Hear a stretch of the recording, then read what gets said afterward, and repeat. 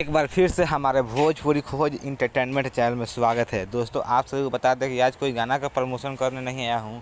आज बहुत ही अच्छे मेरे भाई और खेसारी लाल यादव के manager, hit manager Vivek Singh का आज हैप्पी बर्थडे है। तो हमारे तरफ से हैप्पी बर्थडे।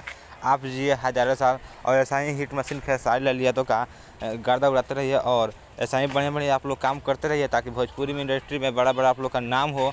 मेरे तरफ से हैप्पी बर्थडे विवेक भैया, और आप जियो हज़ारों साल और ऐसा ही तरक्की करते रहिए और खेसारी भैया का सपोर्ट करते रहिए। और यही सब हमारा मेरे तरफ से दुआ है और ज़्यादा से ज़्यादा मेहनत कीजिए ताकि और मार्केट में हम लोग का बढ़िया बढ़िया प्रोजेक्ट आप लोग का आए।